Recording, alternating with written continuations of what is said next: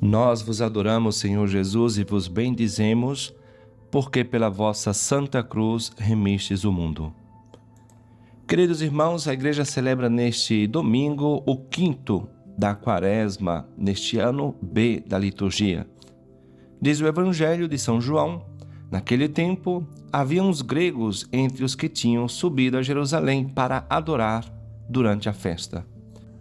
O episódio narrado por São João ocorreu no mesmo dia da entrada triunfal de Jesus em Jerusalém. Esse dia lembraremos no próximo domingo, o Domingo de Ramos.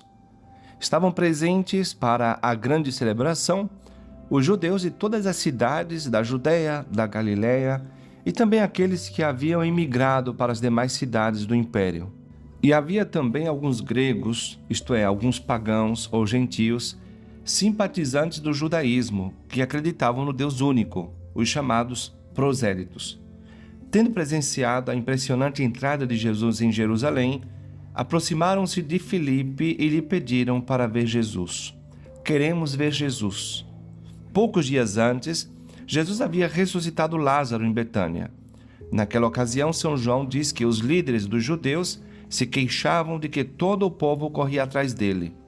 Esta vinda dos gregos confirma então este fato de que, mesmo aqueles que não pertenciam ao povo de Israel, queriam ser pastoreados por este bom pastor. Dizem estes homens gregos a Filipe: Senhor, queremos ver Jesus. O desejo deles, expresso nesta breve, mas bela oração, não significa apenas querer visitar ou encontrar Jesus, mas muito mais. Insinua a disposição de acreditar nele, como se dissessem: nós estamos dispostos a acreditar em Jesus. Insinua a disponibilidade para acolher o seu ensinamento e a sua pessoa. Aceitar Jesus como verdadeiro Messias. Isso é algo misterioso, explicável somente pela ação da graça. Enquanto Jesus é precisamente rejeitado pelo seu povo, rejeitado pelos seus, os gentios que não tiveram a graça de receber Jesus vêm à sua procura. O Senhor, encontrando estes homens bem dispostos, que queriam ser seus discípulos, revela-lhes duas verdades sobre a sua missão. Eles tinham ouvido falar da esperança no Messias e sentiram aquele desejo de salvação do qual todo homem tem sede. Naquele dia, eles tinham visto todo o povo de Jerusalém correndo atrás de Jesus com ramos nas mãos e cantos de alegria nos lábios.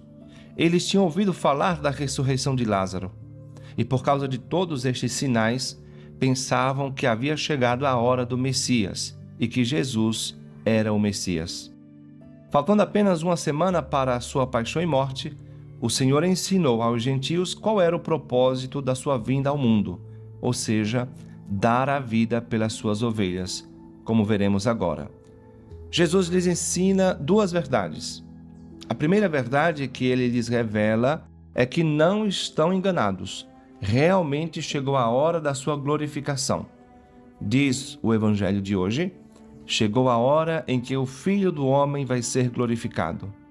A segunda verdade, porém, era que a sua glorificação e triunfo não ocorreriam realmente em meio aos aplausos e louvores humanos, mas sim através da dor, do desprezo, da rejeição daquele povo. Jesus triunfará e produzirá muitos frutos, mas isso será através da sua morte.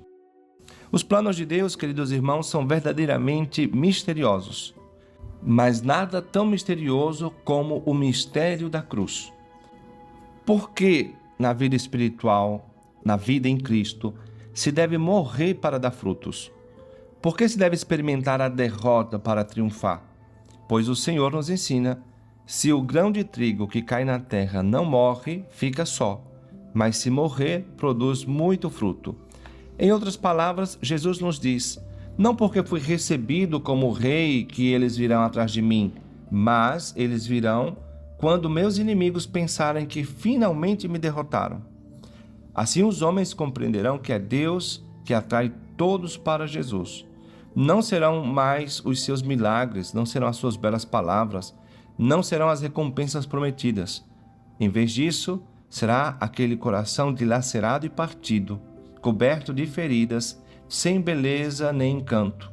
Aquele Jesus que, para atrair os homens, não desce da sua cruz. Quando for levantado da terra, atrairei todos para mim. Um dia um frade, vendo tantos homens que queriam seguir São Francisco, fez-lhe esta pergunta: mas por que o mundo inteiro quer te seguir? São João Paulo II, lembrando-se deste fato, respondeu simplesmente que todos os homens se sentiam atraídos por São Francisco de Assis, porque ele, imitando seu divino mestre, aceitou ser levantado da terra, isto é, aceitou ser crucificado. E a cruz é o que dá verdadeira vida, o que dá fruto. Por isso, se olharmos qual foi a estratégia de Satanás para tornar a obra de Cristo estéril e infértil, observamos que foi justamente a incitação a evitar a cruz. Por exemplo, dizendo: salva-te descendo da cruz. Ou os sumos sacerdotes e escribas que, zombando dele, diziam: desce da cruz para que vejamos e acreditemos em ti. Meus irmãos, só chegaremos à condição de discípulos se seguirmos a exortação de Nosso Senhor. Se alguém quer ser meu discípulo, negue-se a si mesmo, tome a sua cruz cada dia e me siga. Isto não é um simples convite, mas sim um verdadeiro mandato ou exigência. Quem não toma sua cruz não pode ser meu discípulo. Ou, quem não toma sua cruz e me segue não é digno de mim. Existem pessoas que não conseguem compreender ou aprofundar em suas mentes o grande mistério de abraçar a cruz, ou simplesmente não o aceitam. Isso é algo que se observa diariamente. Muitas pessoas, diante do menor sofrimento, da menor dor ou contrariedade, rejeitam a Deus, caem no desespero ou buscam refúgio no mesmo pecado, tentando resolver um problema com outro problema, como às vezes se usa um espinho para tirar outro espinho.